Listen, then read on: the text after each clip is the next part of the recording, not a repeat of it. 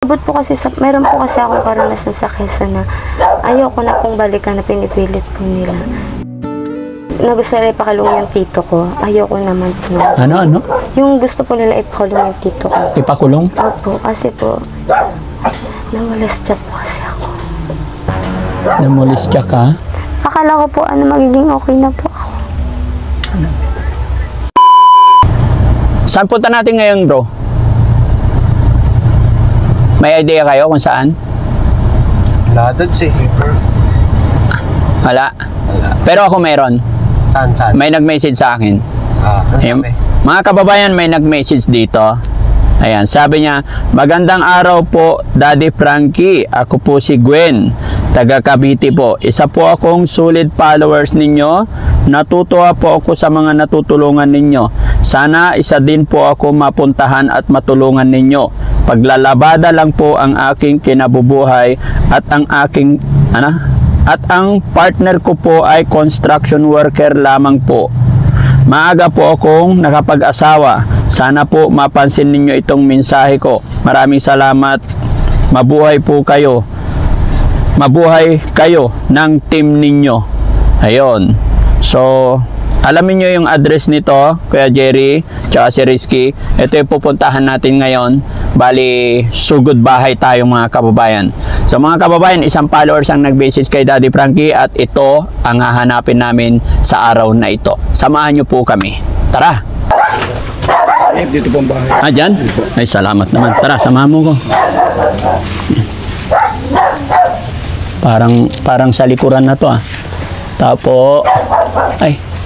Hello po.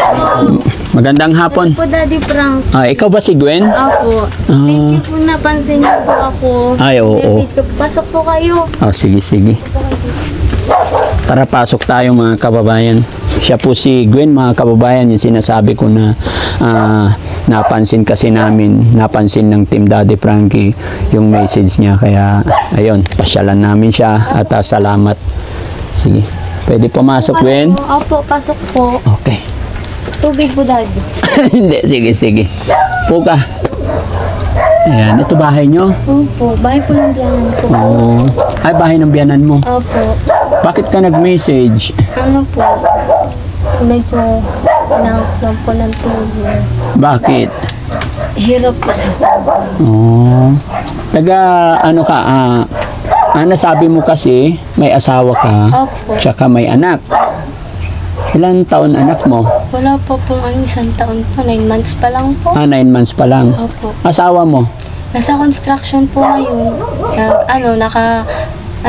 Naka-extra. Naka-extra. Okay. Sige, Gwen. Okay lang, pakidikit to sa'yo. Isa pa. Ayan, pisilan mo lang dito. Okay. Ilang taon na si Gwen? Ano po, 21 po. 21 years old. Opo. Taga saan ka? Quezon Province po ako. Okay. So, ito, bahay ninyo? Nang biyanan ko po nakikita. Bahay ng biyanan mo. Bahay ng biyanan mo. So, taga dito asawa mo. Opo, taga dito po. 21 years old ka? Opo. Ilang taon nga na nag-asawa? 18 po. Napakaswerte mo kasi napansin ng Team Daddy Frankie yung message mo. Kumusta na ang buhay mag-asawa? Medyo mahirap po. Pero okay na, kaya naman po. So, anong pinagkakaabalahan mo dito? Ano po, sumasama po ako sa mama ko sa paglalabada. Yung mama po ng asawa ko. Ay, yung biyanan mo. Opo. Naglalaba kayo? Opo. Naglalaba ka? Opo. Magkano nang kita sa paglalaba? Depende po kung gaano po karami. Pero anak mo, sabi mo, 9 months. Sino magbabantay? Sinasama po namin. Ay, kasama. Opo. So, parang tinutulungan mo lang yung biyanan mo. Opo. Okay. So, sa isang araw, magkano nang kinikita niyo? Minsan po, pag marami po, 500 po, ganun. Tapos pinagkakasya na po namin sa maghapon. Ikaw at saka yung biyanan mo, pag pumunta kayo maglaba, 500 na sweldo yung dalawa? Opo. Kasi po, tulong lang naman po. Tutulong ka lang. Oo. Pag hinawakan ng biyanan mo, ikaw na ang maglalaba. Opo. Mahirap maglaba, no? Opo, mahirap po. So, Quezon Province ka galing. Opo. Paano kayo nagkakilala ng asawa mo? Ano po, sa dating app po. Pero sa Maynila na po ako nakatira na. Nagtatrabaho ka sa Maynila. Opo. Tapos nagkakilala kayo nung napangasawa mo sa dating app. Opo. Paano yun? Text-text na lang. Opo. Text po. Tapos, Ayun po, nagkakilala po kami din. hanggang sa nagsama na kayo. Opo. Kumusta naman ang mga magulang mo sa ano? Okay naman po, parang hirap din po. Ilan kayo magkakapatid? 7 po kami. Pang-ilan ka? Panganay po. Kinuha po kasi ako ng tita ko sa Quezon. Dinala po ako sa Maynila. Tapos po, pag-aaralin daw po ako. Nag-aral naman po ako pero nahirapan po kasi working student po ako. Habang pagpasok ko po ng school, kailangan diretso bahay, bawal na po pumunta sa lahat. Bawal barkada, bawal po lahat. Kahit nga po graduation ko, di ako naka-attend. Kasi bawal po, stricta po yung tita ko. Tapos pagkarating ko po ng school, kailangan po malinis bahay. Tapos pagkatapos po nun, pasok na po ako trabaho. Uuwi po ako ng alas 10 ng gabi, gigising ng alas 4 ng umaga. Para ganun lang po, ikot-ikot lang po yung buhay ko. Sa ganun po. Tapos po, dumadating po sa point na kapag may gusto po ako, bawal po ako lumabas, bawal ganito, ganyan. Sa sobrang stricta po ng tita ko, nasasakal po ako na umaabot po sa point na nananakit po siya, yung ganun po. Napilitan po akong umalis. Pumunta po ako sa isa kong tita. Kaso po yung isa ko pong tita, ganun din po. Parang paras lang po sila. Tapos nung time po na pumapasok po ko lagi ng trabaho po, kailangan kailangan lagi po akong, pagdating ko po lagi pong sakto, bawal po malit. Ganun po. Ilan taong ka nung time na yun? Mga nasa 18 po ako nung. 18 ka pa noon. Nag-aaral ka noon. Opo, nag-aaral. Baka naman iniigpitan ka nila kasi baka nakikita nilang may mga... Ganun po sila sa lahat. Parang gusto po nila katulad po ako ng mga anak niya na hindi naman po ako ganun. Para pong kailangan ko lang po ng tiwala, ganito, ganyan. Kaso wala po silang tiwala. Tiwala. So, anong ginawa mo? Umabot po kasi mayroon po kasi akong karanasan sa Quezon na ayoko na pong balikan na pinipilit po nila. Na gusto nila ipakulong yung tito ko. Ayoko naman po. Ano? Yung gusto po nila ipakulong yung tito ko. Ipakulong? Opo, kasi po namolestya po kasi ako. Namolestya ka? Yung tito ko po. Namolestya ka ng tito mo. Pero ngayon po okay naman na po kami. Napatawad ko na po. That time po nagagalit po yung tita ko kasi po gusto niya ipakulong. Ayaw ko naman po. Tapos po umabot po sa point na nag-aaway po kami, ganito, ganyan, nasasaktan. Yung tinitirahan mo. Opo. Tapos umalis po ako kasi po nahihirapan po ako. Ginagawa po nila akong tagalaban ng damit nila. Yung okay naman po kasi pinag-aaral po ako. Pero parang ako rin po yung nagtutusto sa pagkain ko. Tira lang po talaga yung ano ko. Pero sa lahat po, ako po lahat ang gumagawa. Kaya po yun, naisipan ko po ng dating app. Doon ko po nakalala yung asawa ko. Tapos, ayaw pa nga po pasamahin. Pinagpilit po kasi nga po nahihirapan na po talaga ako. Kasi maabot na po sa point na nanakit yung tita ko. Yung kahit may magawa po akong konting mali, nagagalit po sila. Parang nasasakal po ako, ganun. Tapos yung sa mama po ako dito na po nagsimula yung mag-asawa ko. Nagkaanak po ako. Tapos buti nga po dito, okay pa po ako eh. Kung makasama po sila sa akin, daig pa yung pamilya ko. So very lucky ka kasi naging mabait naman yung mga biyanan mo. Opo. Okay. Tapos ayun po. Yung kumusta naman yung nanay-tatay mo? Anong sinabi ng nanay-tatay mo nung nagkaroon ka ng problema sa tito mo? Nung una po, ayaw po niya maniwala. Ayaw maniwala ng magulang mo? Which is para sa akin po, parang ang sakit po kasi sa akin po nangyari, tapos ayaw maniwala ng mama ko. Tapos ayun po. Hanggang sa nakuling po siguro ng 1 taon yung tito ko, tapos nakalaya naman po kasi inurong ko po yung kaso. Nakulong siya na 1 taon, tapos inurong. Ba't mo inurong? Kasi naawa po ko sa mama ko kasi po, yun lang po yung bumubuhay sa kanila, si tito. Ilan po kami magkakapatid. Paano naging yung tito mo, siya ang bumubuhay sa mama mo? Paano? Nung nakulong po yung tito ko, binenta po namin yung bahay. Kaya yun na po yung nagamit ni mama mo ng panggastos bago po nakulong siya. Hindi, paano nangyaring tito mo ang bumubuhay sa mama mo? Nabubuhay po sa sabong, sa ganun po.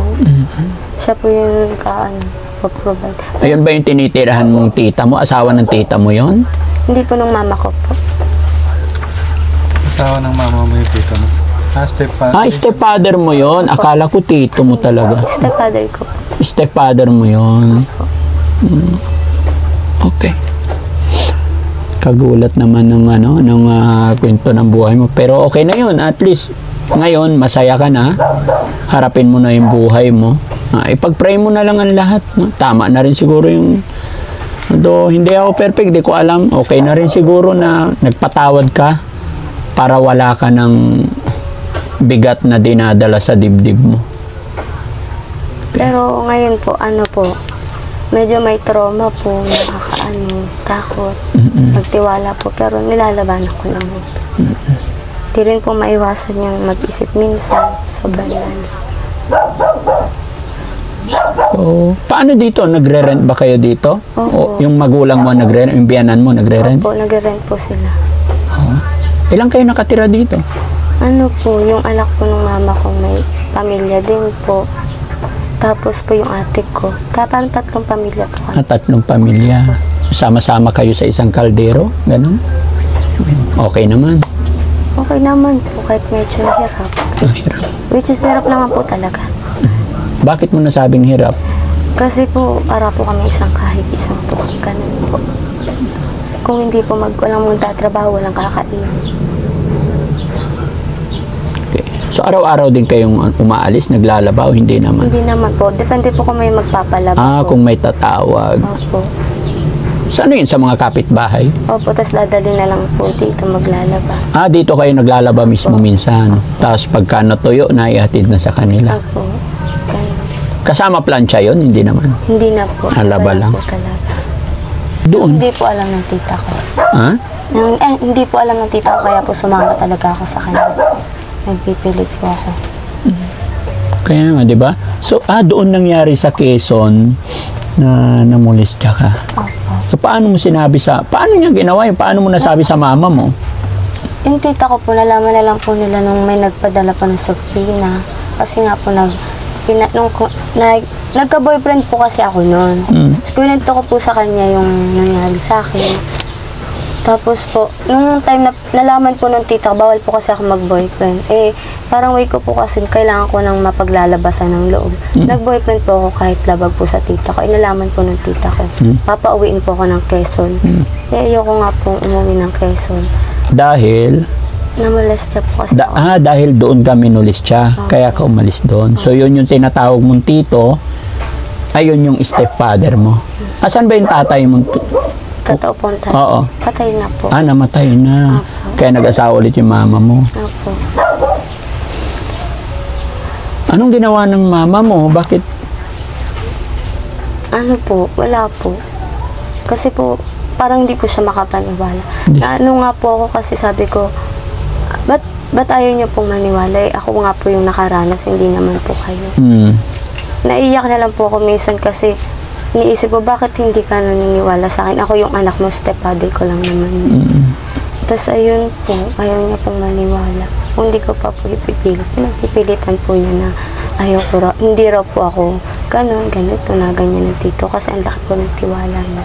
Piling niya po hindi po magagawa yun ng tito. Paano nga ba niya nagawa yun? Iniiwan kayo sa bahay? Pag hindi po nakatingin yung mama ko, sumisimple po siya. Pero bata pa po kasi ako nung kaya hindi ako makapagsabi. Natatakot po ako, which hindi naman po ako binabantaan, pero natatakot lang po ako sa gagawin. Baka magawa po ng tito ko. Tapos ayun po, nung napunta po ako sa tita ko, nalaman niya po, pinapulis niya po yung tito ko. Pinapulis ng tita mo. So, mahal na mahal ka rin ng tita mo. Oo nga po eh. Yun lang po yung pagkakamali ko talaga. Na hindi po ako nakinig.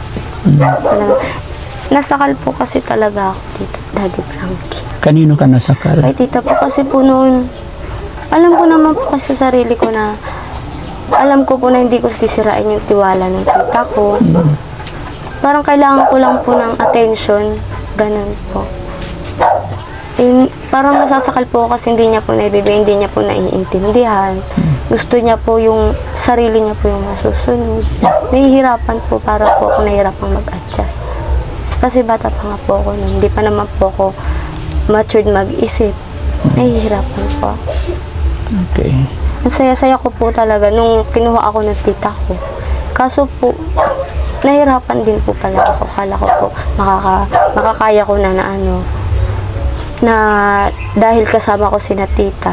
Yun pala po hindi rin. Mahirap din. Opo. Ang hirap po palang takasan ng nakaraan. Mahirap takasan yung nakaraan. Akala ko po, magiging okay na po ako. So, ngayon, yung kwento ng buhay mo, alam naman ng asawa mo na napangasawa? Alam niya. Maging maayos naman na, okay, very good. At least, bago kayo nagsimula, alam niya, no? Para walang magiging problema. Okay na yun. Sa akin, total, andito ka na. Sabi mo, ikaw, inurong mo na rin yung demanda. Pag-pray mo na lang ang lahat. Hindi habang buhay, mahirap tayo. Basta't may pangarap tayo sa buhay, nagsisikap tayo, nagpipray tayo. Pray lang tayo, wala na iba tayong, syempre, pamilya, tapos magpray tayo. Sinabi mo rin na okay naman ang turing nila sa'yo dito. Sinabi mo rin na daig pa ang pamilya. Yun mga kababayan, no?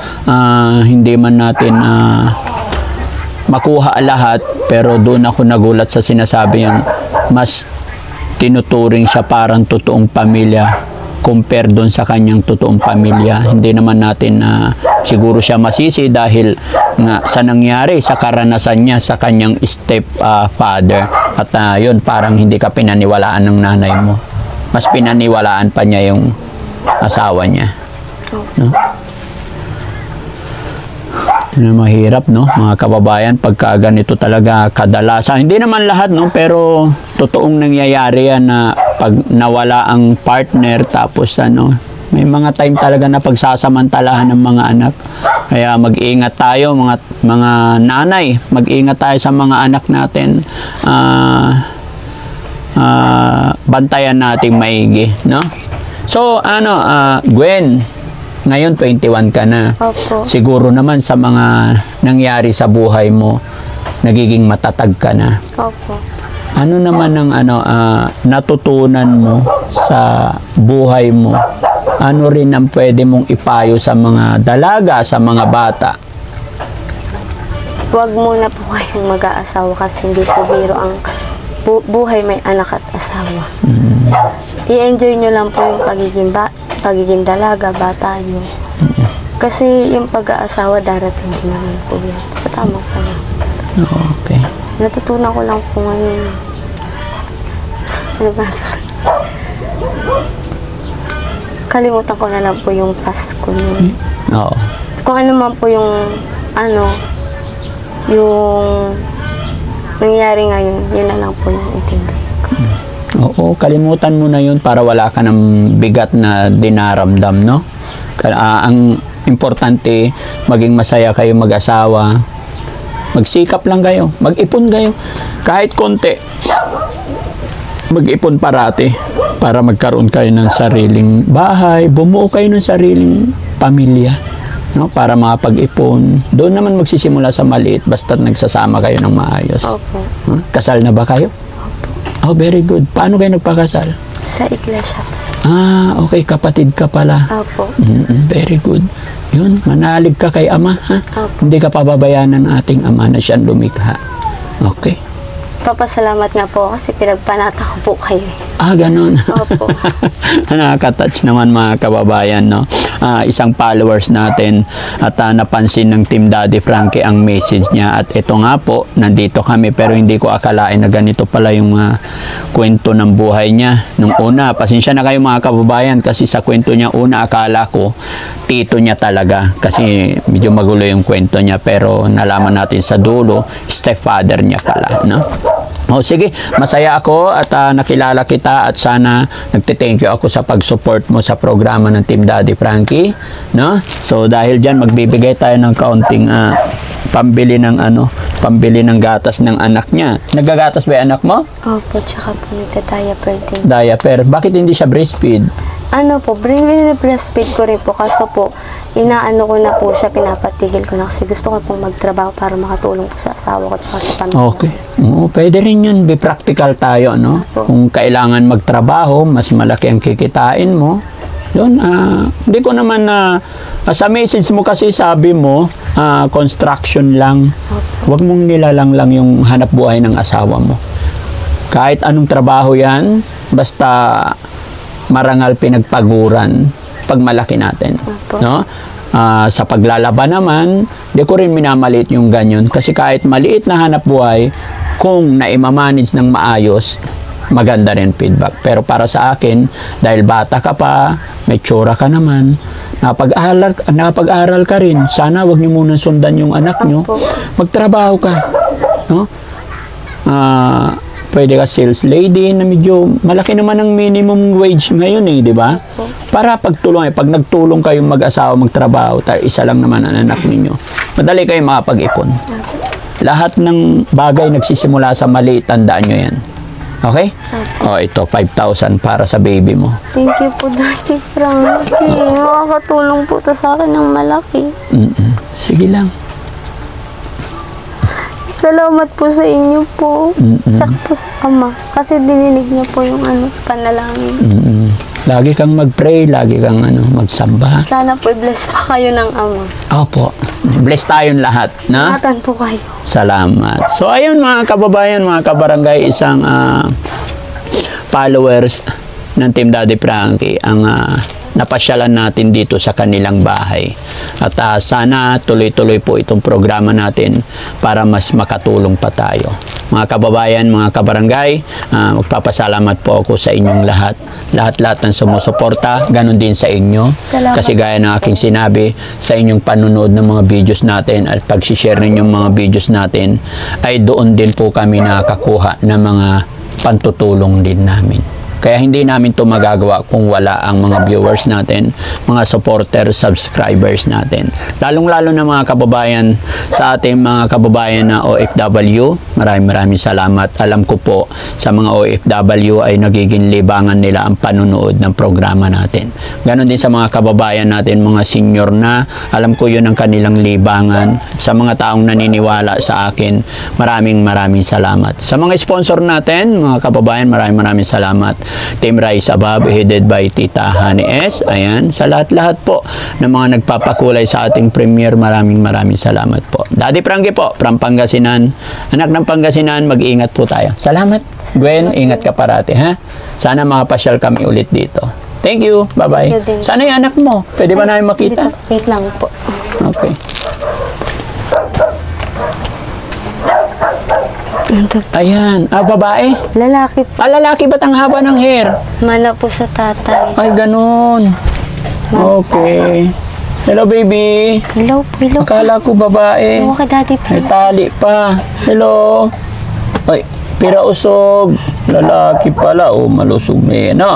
Buti na nga lang po lalaki. Maiiwanan ko po. May iwan. Okay. Sino magbabantay pag iwanan mo? Mama ko po. Mama, biyanan mo? Apo. Mas maganda yun. Okay yun. Siyempre, ilang taon na ba yung biyanan mo? Hindi. 40 po. 40 plus. Okay. Umingiti siya. Okay. Bye-bye. Sige. Bye-bye po. Salamat kunin ko po. na lang yung mic, be. Yan. Hi, Ilong. Thank you, ha. Ayan, salamat.